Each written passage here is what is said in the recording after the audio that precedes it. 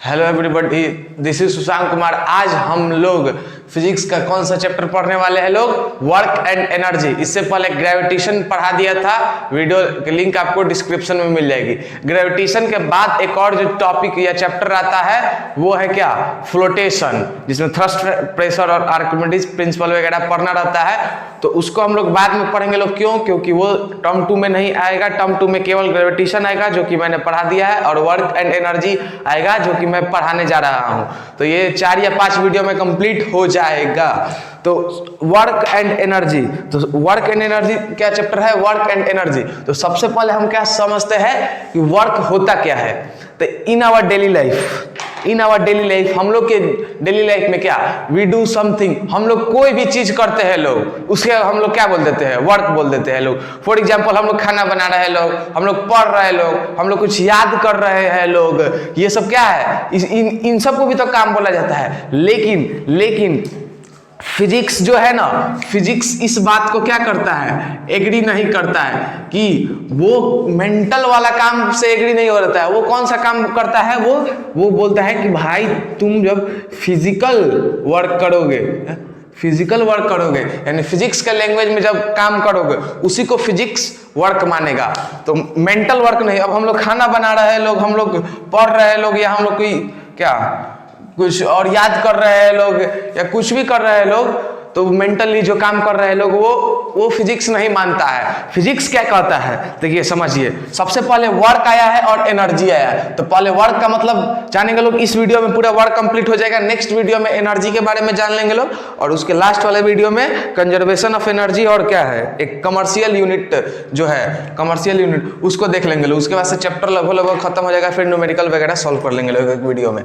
तो वर्क क्या होता है? सबसे पहले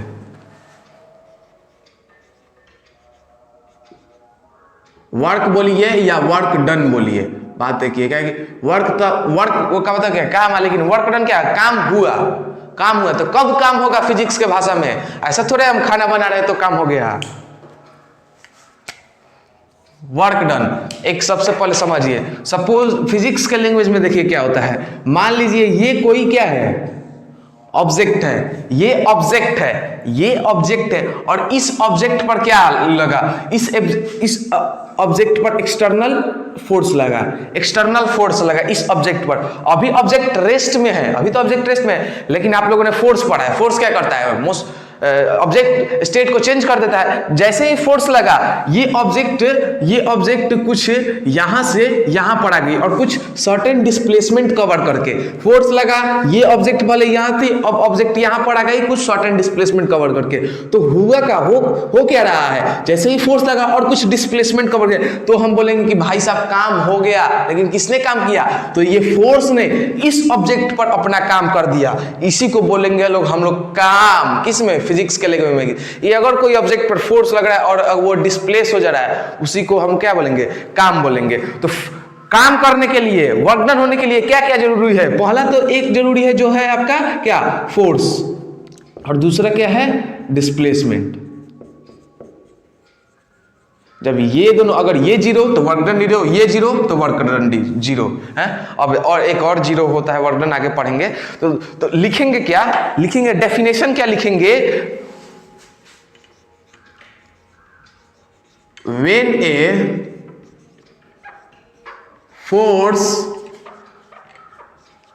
acts on an object and the object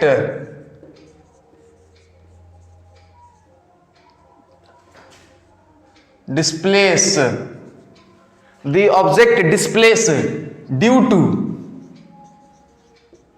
force, then we say that work is done। अगर कोई ऑब्जेक्ट पर फोर्स लगा रहे हैं और उस फोर्स के कारण ऑब्जेक्ट डिस्प्लेस हो जा रहा है, उसी को क्या बोलेंगे लोग कि भाई साहब जो ये हुआ ना, वो क्या वर्क डन कर दिया। लेकिन इस केस में आता है वर्क डन करता है, तो इस केस में वर्क डन कौन करता है? फोर्स करता है, फोर्स करता है, क्योंकि फोर्स ही ना आगे बढ़ाता है, फोर्स ही तो आगे बढ़ता है। समझ में आ गया वर्क डन किसे बोलते हैं? तो वर्क डन एक और बात बोले तो ये क्या होता है, एक और सिंपलर वर्ड में ये सिंपलर होता है प्रोडक्ट ऑफ, इसी से इसका फॉर्मूला भी निकलेगा, product of force and displacement. ये क्या होता है? प्रोडक्ट होता है फोर्स और डिस्प्लेसमेंट का। और ये प्रोडक्ट नहीं, इसको हम लोग डॉट प्रोडक्ट बोलते हैं। ये आगे आपको आगे वाले 11th क्लास में देखने को मिलेगा कि डॉट प्रोडक्ट क्या होता है, क्रॉस प्रोडक्ट क्या होता है। दो प्रोडक्ट होता है, एक डॉट प्रोडक्ट, एक क्रॉस प्रोडक्ट। तो ये क्या है? डॉट प्रोडक्ट है। तो इसी से इसका फॉर्मूला आता है work done is equal to F. ये वेक्टर क्वांटिटी है एफ, तो इसीलिए एरो लगाए हैं, ठीक से लगा, एफ डॉट एस। ये क्या है? वर्क डन का फॉर्मूला है एफ डॉट एस, यानी एफ प्रोडक्ट हो रहा है किसके साथ? फोर्स का डिस्प्लेसमेंट के साथ। लेकिन कौन सा प्रोडक्ट हो रहा है? Dot product. डॉट प्रोडक्ट कैसे? Cross product. तो क्रॉस प्रोडक्ट ना होकर डॉट प्रोडक्ट हो रहा है। ऐसे नहीं लिख देना है, ऐसे ही लिखना है, ऐसे। इसका मतलब भी प्रोडक्ट ही होता है, यानी गुना कर रहा है, इसका मतलब भी गुना। लेकिन इसका काम बताएंगे कि डॉट प्रोडक्ट क्यों लगाते हैं। तो ये हो जाता है एफ डॉट एस। अब मैं कंफ्यूज आपको नहीं करूंगा कि आगे बता के इसका फॉर्मूला एक और होता है, अभी बता दे रहा हूं। जब भी ये डॉट प्रोडक्ट हटता है तो एक आ जाता है क्या? Trigonometric function. तो वर्क डन का यहां से फॉर्मूला क्या हो जाता है? F S cos theta. F S cos theta बता रहा है क्या है? F S cos theta.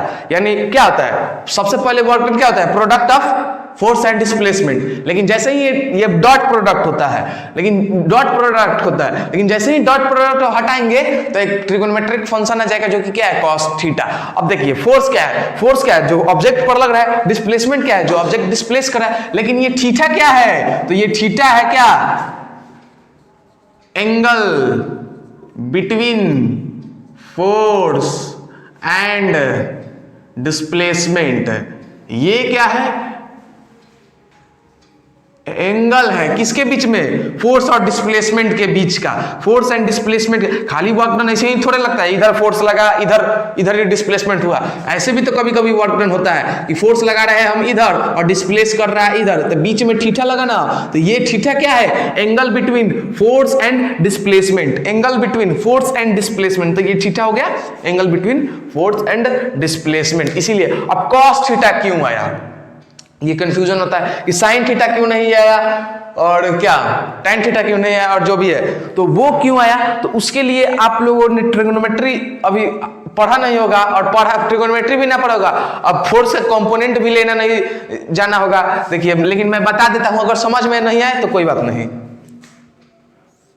मान लीजिए ये कोई भी एफ है, तो इसका हम दो कंपोनेंट ले सकते हैं लोग। ये फोर्स का दो, एक हॉरिजॉन्टल में, एक वर्टिकल में। एक हॉरिजॉन्टल में, एक वर्टिकल में। तो हॉरिजॉन्टल में जो इसका कंपोनेंट लेंगे लोग, ये हॉरिजॉन्टल वाला कंपोनेंट हो गया और ये वर्टिकल वाला कंपोनेंट हो गया। हॉरिजॉन्टल वाला हो गया और ये वर्टिकल वाला।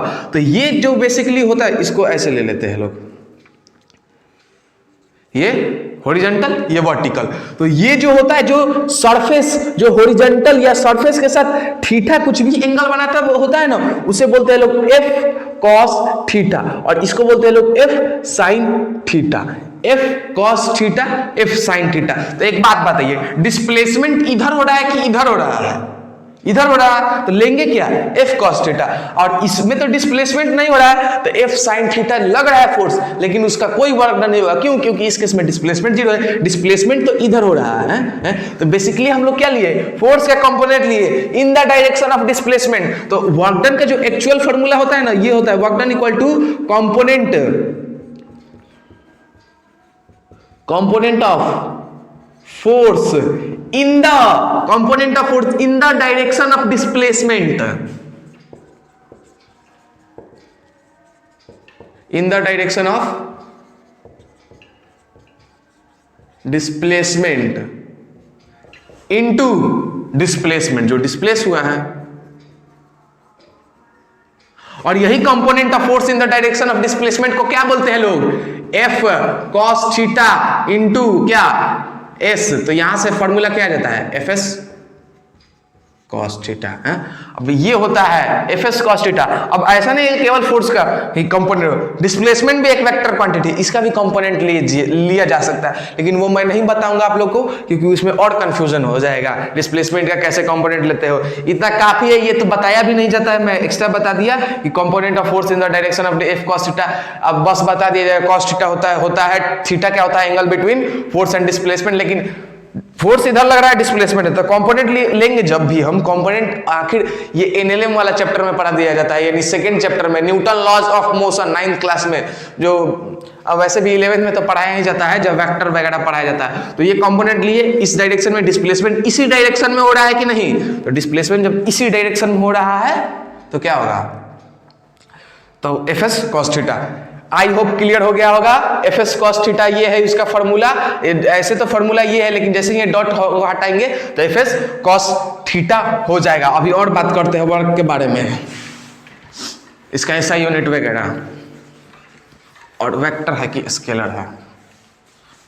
तो देखिए ये हो गया।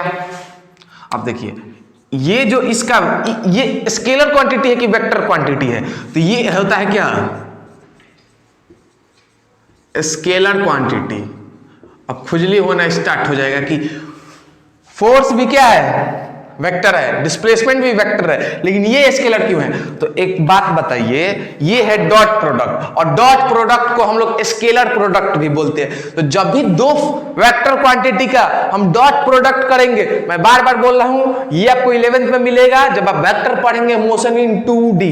तो 2D जैसे ही स्टार्ट होगा आपको वेक्टर स्टार्ट हो जाएगा, तो वहां से फोर्स और डिस्प्लेसमेंट का जब भी डॉट प्रोडक्ट या स्केलर प्रोडक्ट करेंगे तो एक क्या होता है, वर्क मिलता है। पहले फोर्स और डिस्प्लेसमेंट का क्या, जब भी इनटू करेंगे तो क्या वर्क मिलता है, लेकिन वर्क स्केलर कैसे आएगा, क्योंकि ये दो क्या है, वेक्टर है, और वेक्टर का जब भी डॉट प्रोडक्ट होता है या स्केलर प्रोडक्ट होता है तो क्या होता है, स्केलर क्वांटिटी मिलता है। इसीलिए वर्क क्या है, स्केलर क्वांटिटी है। क्लियर हो गया होगा। तो ये हो गया स्केलर क्वांटिटी। अब देखिए ये हो गया स्केलर क्वांटिटी। अब इसका एसआई यूनिट की बात करते हैं। एसआई यूनिट, तो एसआई यूनिट होता है इसका जूल, एसआई यूनिट होता है जूल, और सीजीएस क्या होता है, सीजीएस यूनिट ऑर्ग्स होता है। एसआई यूनिट, एसआई सिस्टम में क्या होता है, जूल, और सीजीएस में क्या होता है, ऑर्ग्स, और 1 जूल इक्वल टू 10 के पावर 7 ऑर्ग्स होता है। क्लियर है। कन्वर्जन अभी मैं नहीं बता रहा हूँ, कंफ्यूज हो जाएंगे, और आप इतना ही में आप हमको लग रहा है कंफ्यूज हो गए, लेकिन इसमें कंफ्यूज नहीं होगा। कॉस थीटा कैसे आया, समझ में आएगा तो बहुत बढ़िया, नहीं समझ में आया होगा तो कॉस थीटा 9th लेवल के लिए काफी है। स्केलर क्वांटिटी हो गया, एसआई यूनिट हो गया जूल, और सीजीएस यूनिट हो गया जूल। अब आता है डिफाइन 1 जूल। क्वेश्चन आता है डिफाइन 1 जूल।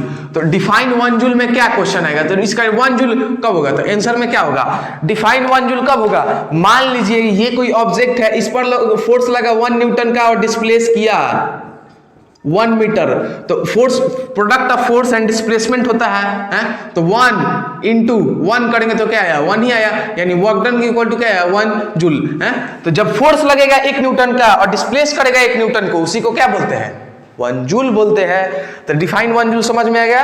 अब देखिए, अब इतना आई होप इतना क्लियर हो गया होगा। तो चलिए अब बात करते हैं ये पॉजिटिव वर्क, नेगेटिव वर्क क्या होता है और जीरो वर्क क्या होता है, और उसका कॉस थीटा का कुछ वैल्यू जानेंगे लोग। तो चलिए नेक्स्ट टॉपिक स्टार्ट करते हैं। तो टॉपिक स्टार्ट करने से पहले हम लोग क्या पहले देख लेते हैं लोग, एक क्वेश्चन देख लेते हैं लोग। मान लीजिए ऐसे ही एक क्वेश्चन देख लीजिए, कॉन्सेप्ट क्लियर हो जाएगा। यही कोई ऑब्जेक्ट है, फोर्स लगा 10 न्यूटन का और डिस्प्लेस हुआ, यहां पे आ गया 5 मीटर, एंगल दिया है 60 डिग्री। तो पूछेगा फाइंड वर्क, यानी आपको वर्क फाइंड करना है। तो वर्क क्या होता है जी, force F S cos theta, यही होता है एफ एस कॉस थीटा।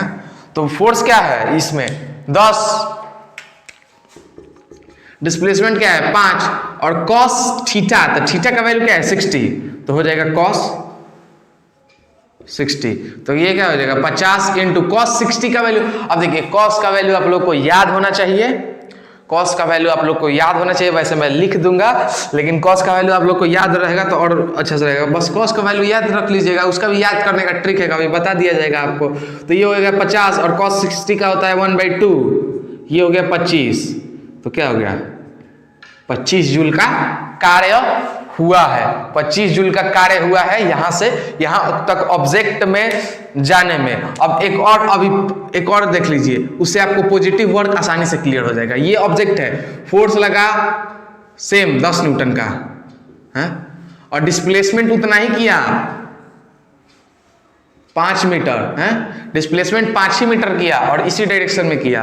तो इस केस में फोर्स तो इधर लग रहा था, डिस्प्लेसमेंट इधर कर रहा था, थीटा का वैल्यू इधर था। इस केस में थीटा का वैल्यू क्या होगा? अब देखिए थीटा कब बनेगा? जब फोर्स और डिस्प्लेसमेंट में कुछ एंगल होगा। लेकिन इस केस में फोर्स भी इसी डायरेक्शन में, डिस्प्लेसमेंट भी इसी डायरेक्शन में, तो घंटा फोर्स और डिस्प्लेसमेंट के बीच में एंगल है नहीं है, तो उस केस में क्या होगा? तो वर्क डन इक्वल टू क्या होगा? Fs cos थीटा लगाएंगे, ठीक है और work done equal to force वही लगाएंगे 10 इंटू 5, लेकिन थीटा का वैल्यू इसमें 0 है, इसमें 60 है, इसमें 0 है। क्यों? क्योंकि फोर्स तो लग रहा था इधर, डिस्प्लेसमेंट थोड़ा था इधर, तो दोनों के बीच में 60 डिग्री एंगल है ना। लेकिन इसमें कहां एंगल है? फोर्स भी इसी में, डिस्प्लेसमेंट भी इसी में, तो एंगल कहां है? तो एंगल 0 है, यानी क्या लिखेंगे? इंटू cos 0 डिग्री, और cos 0 डिग्री का वैल्यू होता है 1, cos 0 डिग्री का वैल्यू होता है 1, लिख दे रहा हूं cos 0 का होता है 1, तो क्या होगा? Work done equal to 5 into 1, यानी ये हो गया 50 जूल। इसमें 25 जूल आ रहा है, फोर्स भी उतना ही लग रहा है, डिस्प्लेसमेंट भी उतना ही रहा है, इसमें 50 जूल आ रहा है। क्यों? एंगल है, इसमें एंगल 0 है, इसमें 60 है। और इस ऐसे ही केस को अभी आगे बात करेंगे, इसी केस को हम लोग क्या बोलते हैं लोग? Positive work. कब बोलेंगे पॉजिटिव वर्क? जब फोर्स और डिस्प्लेसमेंट के बीच का एंगल क्या हो? 0 हो। अब 9th क्लास में बताया जाता है 0 हो, नहीं तो बाद में और बताया जाएगा, उसको भी बताएंगे, लेकिन 9th क्लास में काफी है इतना कि फोर्स और डिस्प्लेसमेंट का एंगल 0 हो, उसे बोलेंगे पॉजिटिव वर्क। लेकिन यहाँ पे 50 जूल आ रहा है, यहाँ पे 25 जूल क्यों आ रहा है? क्योंकि इसमें एंगल 60 डिग्री है। अब एंगल 60 डिग्री है तो 60 डिग्री का ना लेंगे तो 1/2, तो यहाँ पे एंगल क्या है? 0 डिग्री, तो इसीलिए 50 जूल आया। तो इसीलिए ना पॉजिटिव वर्क को क्या बोला जाता है? मैक्सिमम वर्क हुआ है। पॉजिटिव वर्क को क्या बोला जाता है? अभी आगे लिखेंगे क्यों होता है मैक्सिमम वर्क। क्योंकि भाई 1 से मल्टीप्लाई होता है, कोई भी क्वांटिटी 1 से मल्टीप्लाई होगा वही आएगा, और कोई भी क्वांटिटी इतना से हाफ से मल्टीप्लाई होगा, या और क्या होता है 1/√2 होता है, cos 45 का होता है, √3/2 होता है cos 30 का, तो उससे मल्टीप्लाई होगा तो कुछ तो क्वांटिटी ऊपर वाला क्वांटिटी में कम ही आएगा, नीचे वाला से जब डिवाइड होगा तो है। लेकिन इसमें क्या 1 ही से मल्टीप्लाई होता है, इसीलिए इसे मैक्सिमम वर्क कहा जाता है। कंफ्यूज नहीं करूंगा, इसलिए आगे बढ़ता हूं, न्यूमेरिकल और कराऊंगा, टेंशन नहीं लेना है। तब तक पॉजिटिव ये सब वर्क के बारे में और क्या टाइप्स ऑफ वर्क वगैरह जो होता है वो बता दे रहा है। देखिए होती क्या है, टॉपिक है वर्क की कैलकुलेशन कैसे करते हैं।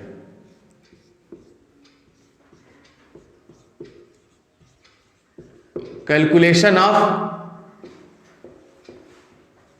Work, calculation of work. पहला जो वर्क आता है वो क्या आता है? पहला जो पढ़ेंगे वो उसको पढ़ेंगे। पहला जो आता है वो होता है वर्क का भी 3 टाइप होता है, positive work, 0 work, negative work. तो पहले सबसे पहले क्या पढ़ते हैं? Positive work.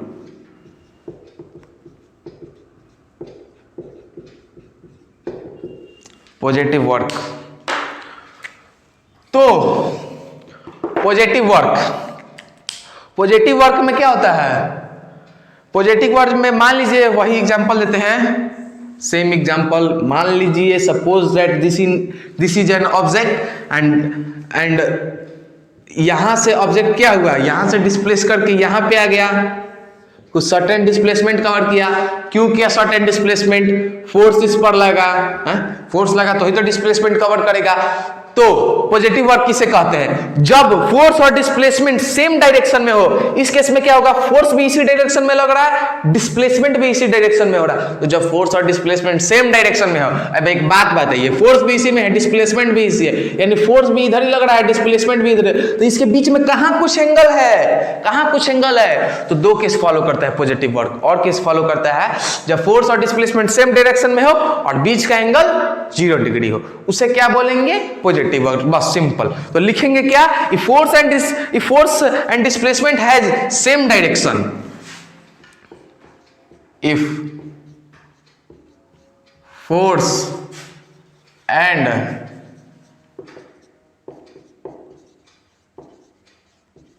displacement have same direction, then the work done is said to be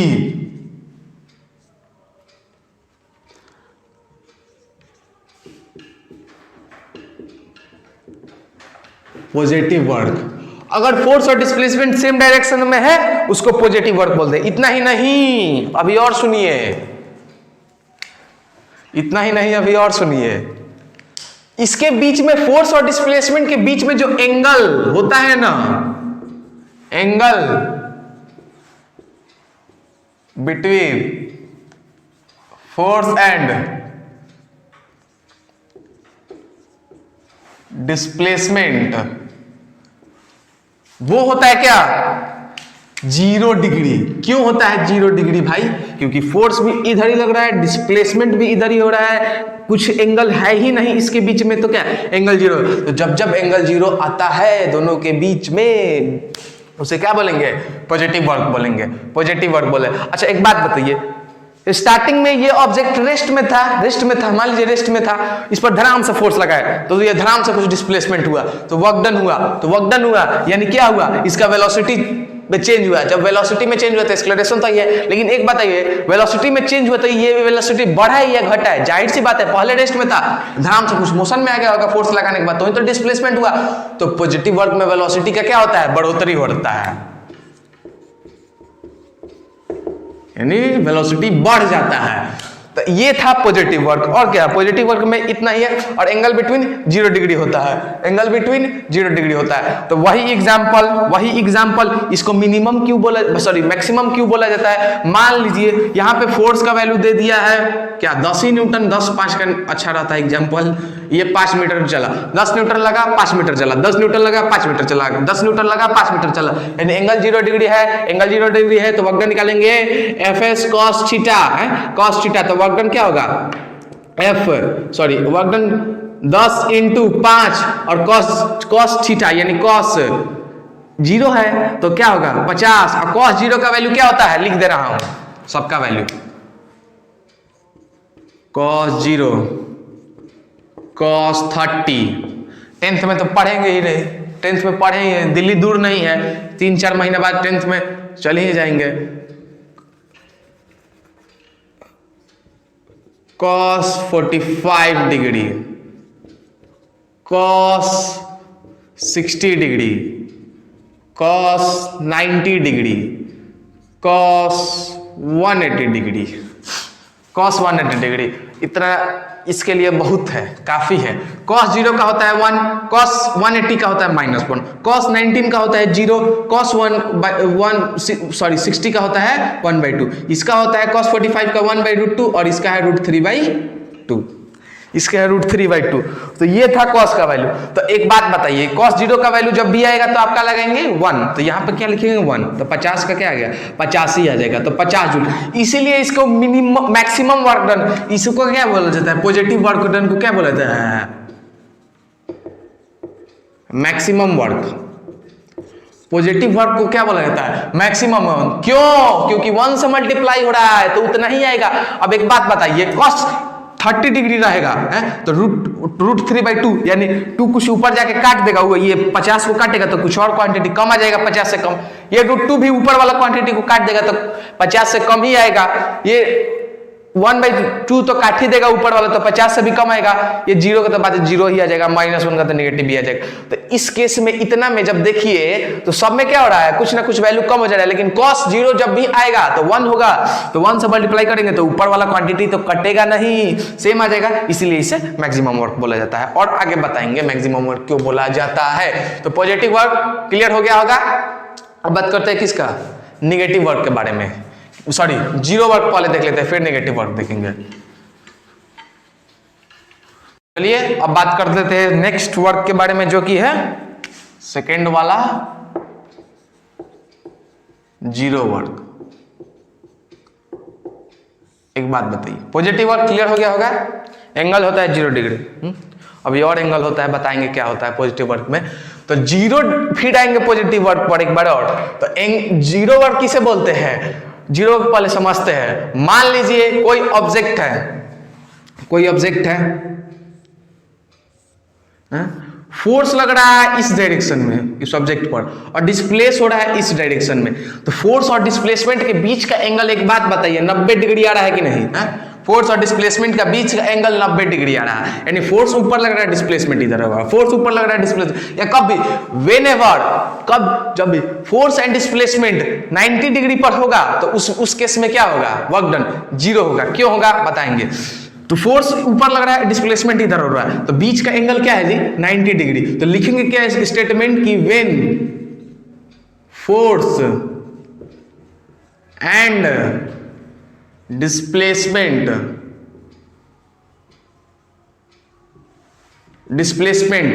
right angle या perpendicular with each other,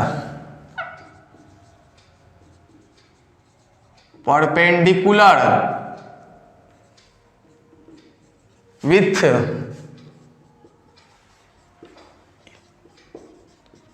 each other, then the work is said to be 0। अगर force और डिस्प्लेसमेंट क्या होगा, perpendicular to each other होगा, तो force और displacement sorry work क्या होगा, 0 होगा। तो उसका जब एंगल 0 डिग्री लिखे हैं लोग पॉजिटिव वर्क का, इसका भी एंगल लिख लेते हो लोग कि फोर्स और डिस्प्लेसमेंट का बीच का एंगल होता है। तो इसमें जो फोर्स एंड डिस्प्लेसमेंट के बीच में जो एंगल फॉर्म होता है वो कितना डिग्री का होता है, 90 डिग्री, 90 डिग्री, 90 डिग्री, 90 डिग्री हो गया।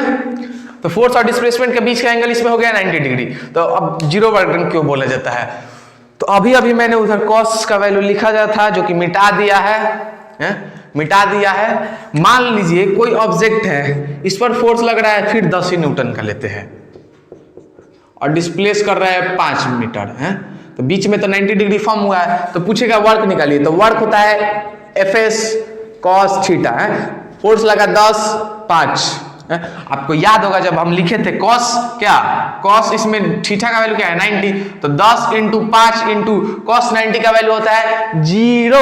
तो 0 से लिखेंगे तो क्या होगा, 0 आएगा। तो वर्क डन इक्वल टू क्या गया, 0 जूल। यानी कोई फर्क नहीं पड़ता है, आप कितना फोर्स लगा दीजिए, आप कितना डिस्प्लेसमेंट करवा लीजिए, अगर वो 90 डिग्री पर है उस वर्क को क्या मानेंगे, 0। बड़ा एक अच्छा एग्जाम्पल दिया रहता है क्या, कुली वाला, एनसीईआरटी वगैरह में, कि कुली कैसे 0 वर्क डन करता है। अब मीम भी है उस पे कितना, कुली क्या करता है, ये अगर प्लेटफॉर्म है, बस केवल प्लेटफॉर्म, अभी सीढ़ी ओढ़ी की बात नहीं कर रहा है, कुली क्या करता है, ये कुली मान लीजिए, कुली भाई साहब हो गया, इतना बड़ा गर्दन नहीं रहता है, ये कुली है, इसने क्या सामान ऊपर लादा है, ऐसे हाथ से सामान ऐसे करके जा रहा है, ऐसे सामान करके, यानी फोर्स ऊपर लगा रहा है, ऐसे किया है, तो फोर्स ऊपर लगाते हुए जा रहा है। और डिस्प्लेसमेंट गधा कैसे करता है, गधा नहीं बोलेंगे भाई साहब, कुली है, लेकिन उसको क्या फिजिक्स पढ़ा रहता तो कुली थोड़े बनता। तो यहां से डिस्प्लेसमेंट कर रहा है इधर, यानी फोर्स लगा रहा है ऊपर, डिस्प्लेसमेंट कर रहा है इधर, बीच का एंगल क्या है 90 डिग्री। तो फोर्स और डिस्प्लेसमेंट 90 डिग्री, तो कहां से वर्क भाई कुली कर रहा है, लेकिन फिर भी पैसा मांगता है, और हम लोग दे भी देते हैं लोग। लेकिन अगर कोई फिजिक्स के हिसाब से देखा जाए तो उस केस में क्या होता है, कुली कोई काम नहीं करता है। कब, जब प्लेटफॉर्म यानी प्लेन सरफेस पर चलता है तो क्यों? क्योंकि डिस्प्लेसमेंट ऐसे करता है, फोर्स इधर। लेकिन ऐसे थोड़े है कि खाली खुली प्लेटफॉर्म पर ही चलता है। मान लीजिए सीढ़ी है, सीढ़ी चढ़ता उतरता भी है, तो ये सीढ़ी है, यानी उस केस में क्या फोर्स ऊपर लगाता है? तो फोर्स तो ऊपर लग रहा है, लेकिन डिस्प्लेसमेंट इस डायरेक्शन में हो रहा था। कुछ तो एंगल बना, 90 डिग्री तो नहीं बना, कुछ तो एंगल बना, तो कुछ तो एंगल बना, यानी कुछ एंगल बना तो उसका वैल्यू लेंगे कॉस का। तो इस केस में क्या होता है? काम करता है। नीचे भी उतरता है तो क्या करता है?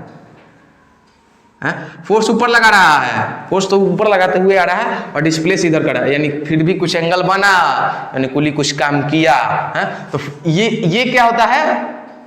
90 डिग्री बना, सॉरी इसमें 90 डिग्री बना, इसमें कुछ एंगल बना, इसमें कुछ एंगल बना, तो इसमें काम नहीं किया, इसमें भी काम किया, इसमें भी काम किया। तो इसी का हम लोग पैसा देना चाहिए, इसका नहीं देना चाहिए, लेकिन हम लोग सबका देते हैं लोग। क्यों? क्योंकि हम लोग भी फिजिक्स नहीं पढ़े रहते हैं लोग। तो समझ में आ गया?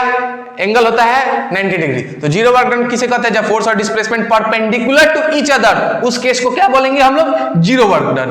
और कुली वाला, और एक और एग्जांपल जो रहता है, एक और एग्जांपल ये होता है सर्कुलर मोशन। सर्कुलर मोशन का वो एग्जांपल है, मान लीजिए कोई प्लेनेट है, गोल गोल गोल गोल, ऐसे प्लेनेट गोल गोल नहीं बोला, मान लीजिए कोई आपने थ्रेड बांध के ऐसे ऐसे गोल गोल गोल गोल घुमाया है, तो ये गोल गोल गोल गोल घूमना चालू किया, ऐसे ऐसे ऐसे गोल गोल घूमना चालू किया। लेकिन क्या उस टाइम जो हम फोर्स लगाते हैं, जो फोर्स लगता है वो पॉजिटिव वर्क होता है? एक बात बताइए, सेंटर की तरफ तो हमेशा सेंटर सर्कुलर फोर्स में फोर्स लगता है, जो कि क्या होता है?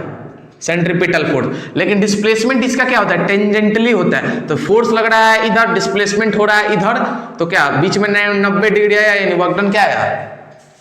वर्क डन क्या आया? जीरो। कितना भी फोर्स लगे, कितना भी डिस्प्लेसमेंट हो, लेकिन cos 90 ना आ गया, तो cos 90 आ गया तो जीरो से मल्टीप्लाई होगा। अब जो जीरो से मल्टीप्लाई होगा तो क्या होगा? जीरो आएगा ही। तो जीरो वर्क डन समझ में आ गया होगा, क्लियर एकदम। अब बात करते हैं तीसरा, जो कि है positive work done, sorry negative.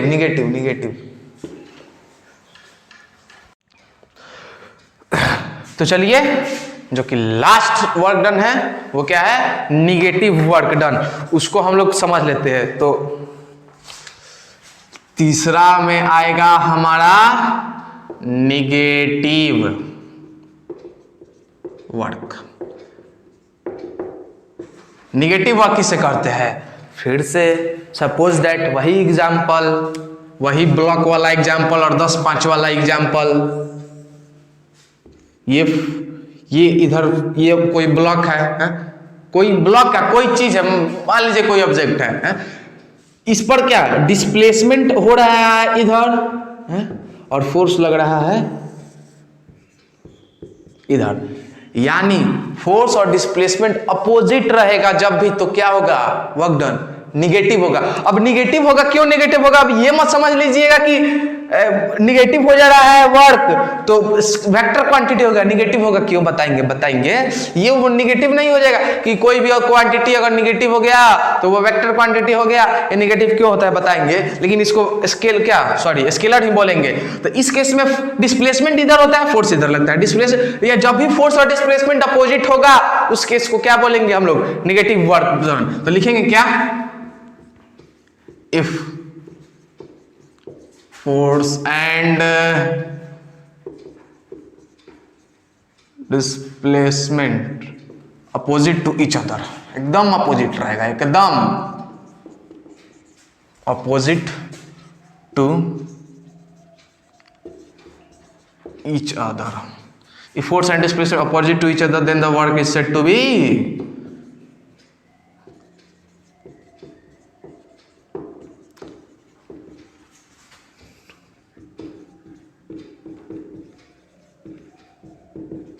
Negative work. अगर फोर्स और डिस्प्लेसमेंट अपोजिट रहेगा उसको निगेटिव वर्क, अब अपोजिट रहेगा उसको निगेटिव वर्क बोलेंगे। लेकिन अब देखिए, अब और देखिए एक बात बताइए, तो वर्क डन का क्या होता है, F S cos theta. Force लग रहा है ठीक है, डिस्प्लेसमेंट है ठीक है। एक एग्जांपल देख लो, सपोज दैट मान लीजिए आपका कोई छोटा भाई या बहन हाईवे मेन रोड की तरफ जा रहा हो, वो जाता है इधर, अब फोर्स लगाते हो इधर, रुक रुक मत जा, तो वो जा रहा है उधर लेकिन फोर्स लगा रहा है आप इधर, यानी उस केस में क्या होता है, नेगेटिव वर्क होता है। वर्क तो होता है नेगेटिव हो या पॉजिटिव। तो इस केस में angle between force and displacement क्या होता है, देखिए ध्यान से देखिए, तो ये क्या है, एक स्ट्रेट लाइन हो जा रहा है तो क्या हो रहा है 180 डिग्री है। तो लिखेंगे कि इसमें एंगल क्या होता है, angle between force and displacement, angle between force and displacement क्या होता है 180 degree, 180 degree. Angle between force and displacement 180 degree होता है, 180 डिग्री होता है किसमें, इसमें नेगेटिव वर्क में। तो जब भी एंगल 180 डिग्री होगा उसको क्या बोलेंगे, नेगेटिव वर्क बोलेंगे। अब नेगेटिव ही क्यों नाम पड़ा, अब देखिए लोग समझेगा नेगेटिव आ गया तो इसके वेक्टर क्वांटिटी हो गया।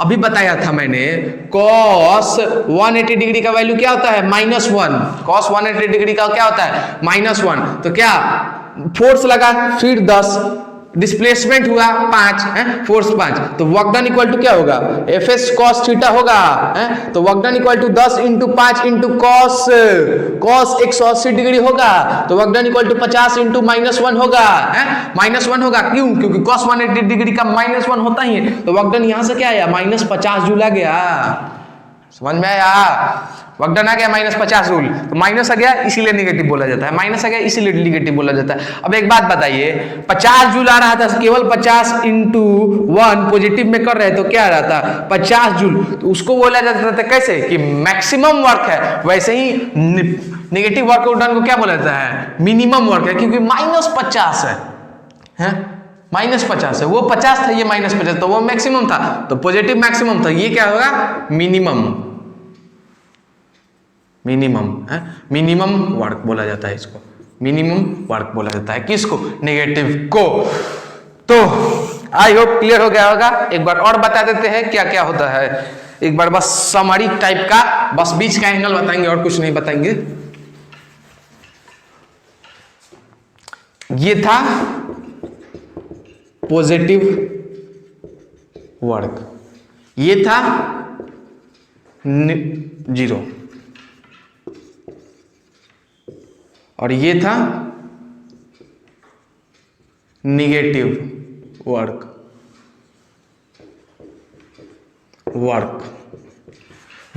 इस केस में क्या था, फोर्स भी इसी डायरेक्शन में था, डिस्प्लेसमेंट भी इसी डायरेक्शन में था, एंगल क्या था 0 डिग्री। इस केस में था force perpendicular to each, force and displacement perpendicular to each other, यानी 90 डिग्री था, तो एंगल क्या था 90 डिग्री। इस केस में क्या था, फोर्स एंड डिस्प्लेसमेंट अपोजिट था, एंगल कितना का फॉर्म हो रहा था 180 डिग्री। और एक और बात, इसमें तो वेलोसिटी बढ़ रहा था, लेकिन इसमें वेलोसिटी क्या होता है घटता है, यानी इसमें एक्सेलरेटेड होता है, इसमें रिटार्डेड होता है। जाहिर सी बात है, कोई डिस्प्लेस इधर कर रहा है, आप फोर्स लगाएंगे उसका वेलोसिटी कम ही हो जाएगा। तो इस केस में क्या होता है, वेलोसिटी बढ़ता है, इस केस में क्या होता है वेलोसिटी घटता है। इस केस में वेलोसिटी बढ़ता है, इस केस में वेलोसिटी घटता है। तो पॉजिटिव 0 नेगेटिव क्लियर हो गया होगा। अब एक काम करते हैं, वैसे तो नाइन्थ में पढ़ाया नहीं जाता है ये सब जो अभी मैं पढ़ाने वाला हूं, बस थोड़ा सा इंट्रो दूंगा, उसका थोड़ा सा इंट्रो दूंगा कि आपका और कंसेप्ट क्लियर हो जाएगा। तो ये अब मिटा रहे हैं, अब नेक्स्ट जो स्लाइड आएगा उसी का आएगा जो मैं बताने वाला हूं। फिर से पॉजिटिव और निगेटिव को वही बताने वाला हूं। तो चलिए अब क्या करते हैं हम लोग, जो एक और पढ़ाने वाला हो, आखिर पॉजिटिव वर्क डन बोलते हैं, ठीक है कि एंगल 0 डिग्री होता है, एंगल 180 डिग्री होता है नेगेटिव है, लेकिन इस वर्क डन को भाई हम क्या बोलेंगे, इस वर्क डन को क्या बोलेंगे, ये फोर्स लगा इधर और डिस्प्लेसमेंट हुआ इधर है, तो एंगल 60 डिग्री बना है, तो 60 डिग्री बना तो फोर्स 10 लगा, डिस्प्लेसमेंट 5 हुआ, cos 60 का होता है 1/2 है 5, तो ये भी तो 25 जूल, ये भी तो पॉजिटिव में आ रहा है, तो खाली 0 डिग्री वाला को ही पॉजिटिव बोलेंगे, फिर इसको क्या बोलेंगे, ये भी तो क्वेश्चन होता है। 0 ठीक है भाई, 30 डिग्री बन गया, 60 डिग्री बन गया, 150 डिग्री बन गया एंगल, उसको क्या बोलेंगे? तो उसको क्या बोलेंगे वो आगे पढ़ाया जाता है, लेकिन मैं बस थोड़ा सा बता रहा हूं उसको। ट्रिग्नोमेट्रिक ये 9th क्लास में क्यों नहीं पढ़ाया जाता? क्योंकि 9th में ट्रिग्नोमेट्री पढ़ा नहीं रहता है लड़का, और ट्रिग्नोमेट्री पढ़ा नहीं रहता है तो देखिए 9th क्लास में ट्रिग्नोमेट्री में एक रूल पढ़ाया जाता है जो कि शायद ASCT होता है। ASCT का ये होता है 0 डिग्री, ये होता है 90 डिग्री, ये होता है 180 डिग्री, ये होता है 270 डिग्री, ऐसे ही फिर ये होता है 360 डिग्री, पूरा चक्कर मार लिया। तो ASCT का मतलब क्या होता है? इसमें A का मतलब होता है ऑल, यानी जितना भी ट्रिग्नोमेट्रिक फंक्शन है, साइन, कॉस, सेक, टैन, कॉट, जितना भी है इसमें ट्रिग्नोमेट्रिक फंक्शन 0 से 90 के बीच में क्या होगा? पॉजिटिव होगा। तो इसमें तो ऑल है, तो कॉस भी इसमें पॉजिटिव ही होगा, है कॉस भी इसमें पॉजिटिव भी होगा। अब 90 से 180 के बीच में आ रहा है, तो इसमें केवल एस, यानी इसमें केवल साइन है, साइन और उसका उल्टा, साइन और उसका उल्टा क्या होता है? Cos sine. इसमें केवल साइन और कोसाइन ही पॉजिटिव होगा। इसमें कॉट और टैन, ASTC होता है, ASTC होता है। इसमें होता है टैन, और टैन का उल्टा क्या होता है? कॉट। टैन का उल्टा क्या होता है? कॉट। और इसमें क्या होता है?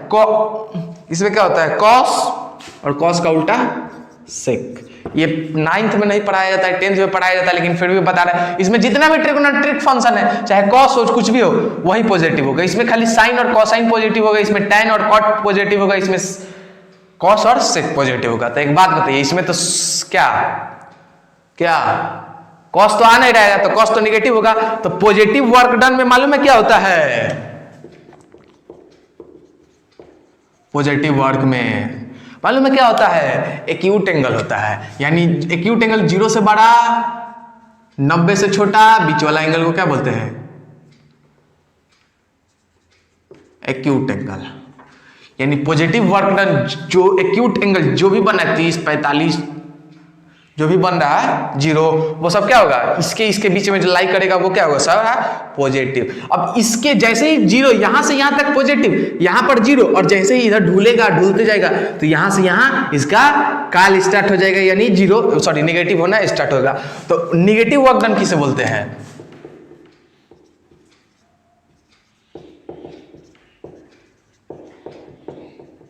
निगेटिव वर्क किसे बोलते हैं? तो निगेटिव वर्क बोलते हैं ऑब्स्ट्यूस एंगल को। जो ऑब्स्ट्यूस एंगल फॉर्म होता है, यानी 90 से बड़ा, और उसे क्या बोलेंगे? ऑब्स्ट्यूस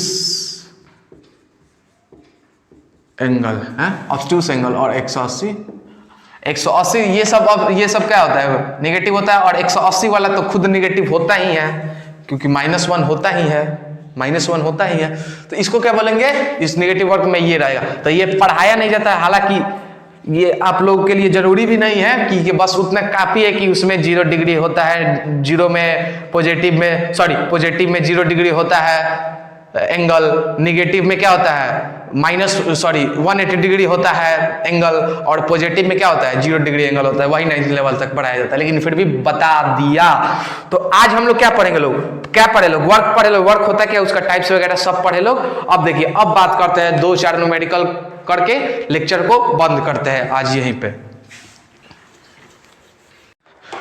तो चलिए अब कुछ न्यूमेरिकल्स कर लेते हैं, क्योंकि वर्क पर जितना भी पढ़ा।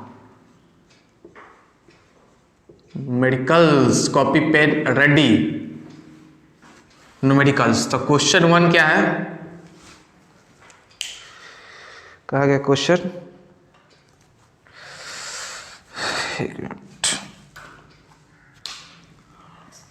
क्वेश्चन 1 क्या है? A girl pushes a book. A girl pushes a book by applying a force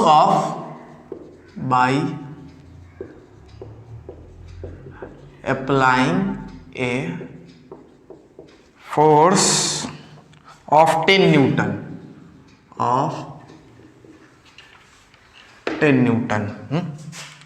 Find the work done. क्या है? Find the work done by this force, find the work done by this force in displacing the book through, in displacing the book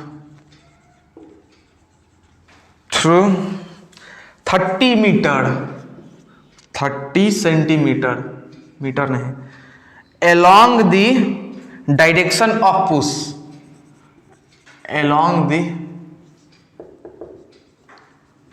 direction of push.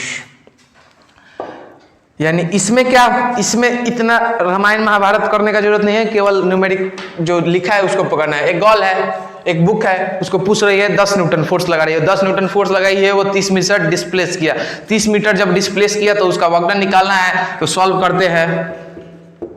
ये मान लीजिए किताब है, इस पर 10 Newton का फोर्स लगा, डिस्प्लेसमेंट उसी डायरेक्शन में लिखा है, displacing the book through along the direction of push, यानी जिस डायरेक्शन में पुश की है, यानी पुश की है का मतलब कि फोर्स लगाई है उसी डायरेक्शन में डिस्प्लेस हुआ, यानी 30 सेंटीमीटर हुआ।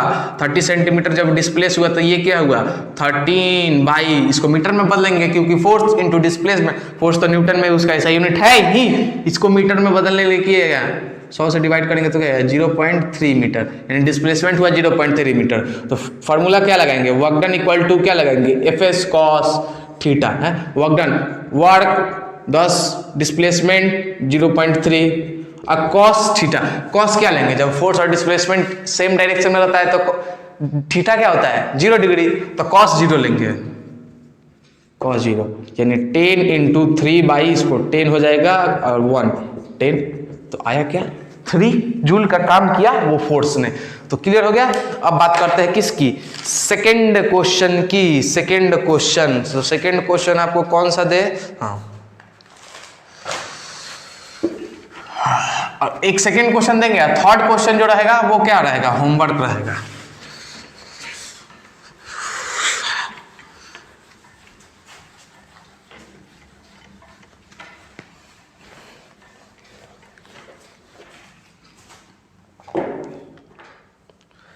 सेकेंड है, a person pulls a block on horizontal surface,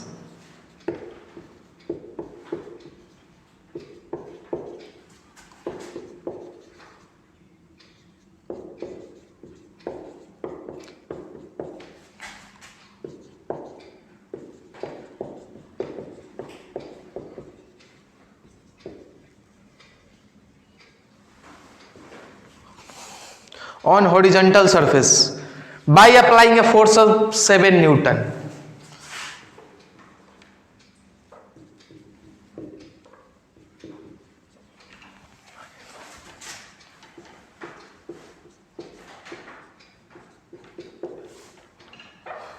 Force of 7 Newton at an angle of 60 degree. At an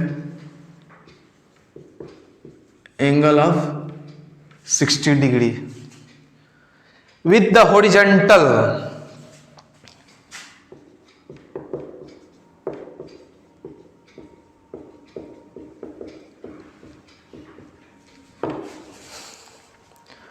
find the work done by this force in the displacing the block through 3 meter.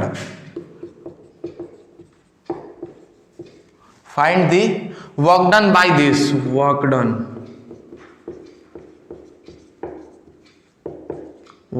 by this force in displacing the block, force in displacing the block, displacing the block कितना,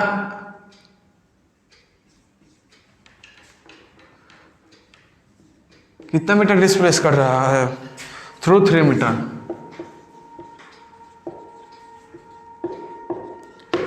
यानी इसको पहले आप solve करिए खुद से, मैं हट जा रहा हूं साइड में।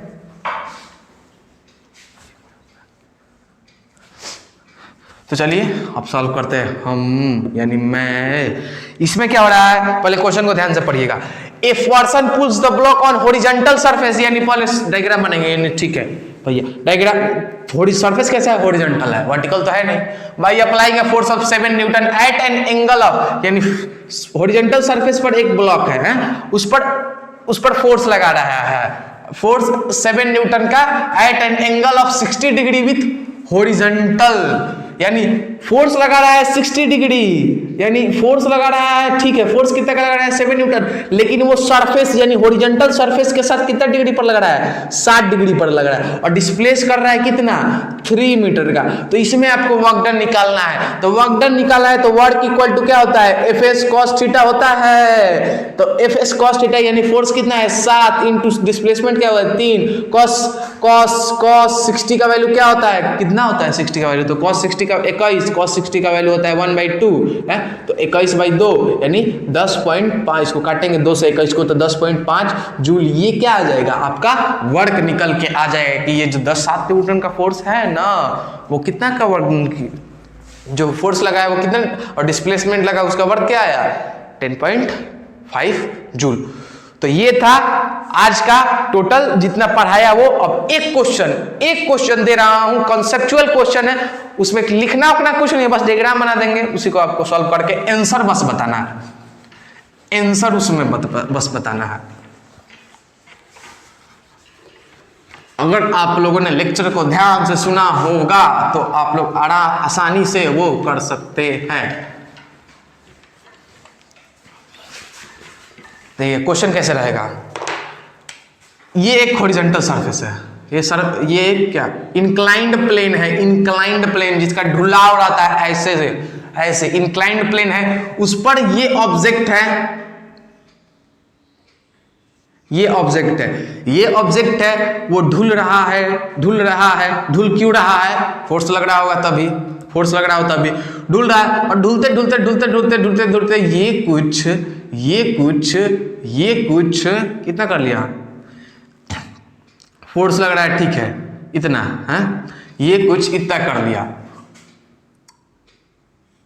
यहां पर तो 90 डिग्री होगा है, और यहां और ये एंगल जो है ना वो दिया है 30 डिग्री, ये एंगल दिया है 90, तो दिया क्या है, तो परपेंडिकुलर है ये 30 डिग्री, और तो इसमें क्या, मान लीजिए ये मास है इसका कितना, मास इसका कितना ले ले 5 kg,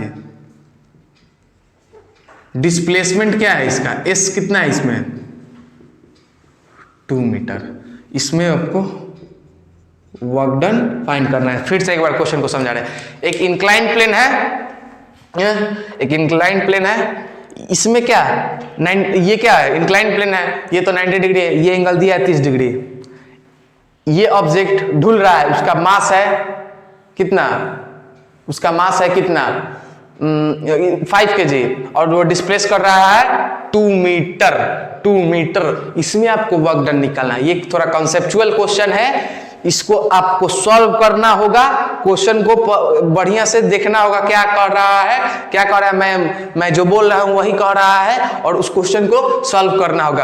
अब एक बात और, ये जो चैप्टर है ना वो बड़ा ही कॉन्सेप्चुअल चैप्टर है, तो इसके लिए आपको और मैं क्वेश्चन दूंगा, ये तो होमवर्क क्वेश्चन है, लेकिन और डिस्क्रिप्शन जब इसके खोलेंगे ना नीचे, उसमें आपको या तो वेबसाइट पर मिलेगा या गूगल ड्राइव में आपको क्वेश्चन और 4-5 क्वेश्चन डालूंगा, उसको आप सॉल्व करिएगा। आपका वर्क का कोई भी 9th लेवल का जो क्वेश्चन है वो नहीं छूटेगा, 9th का, इवन थोड़ा सा आगे ऊपर बढ़िएगा, जो ASTC वगैरह जो बताया है वो तो थोड़ा ऊपर हाई लेवल का था, 9th लेवल का था ना, लेकिन 9th लेवल का आपका कोई क्वेश्चन नहीं छूटेगा, ये गारंटी दे रहा हूं। जो नीचे डिस्क्रिप्शन बॉक्स है उसमें बस जाइएगा और वो क्वेश्चन को सॉल्व करिएगा और लेक्चर को ध्यान से सुनिएगा। तो आज के लिए इतना ही, वर्क कंप्लीट। नेक्स्ट वीडियो में एनर्जी आएगा तो एनर्जी भी नेक्स्ट वीडियो में कंप्लीट हो जाएगा। तो आज के लिए बस इतना ही, मिलते हैं नेक्स्ट वीडियो में, तब तक के लिए पढ़ाई करते रहे। All the very best.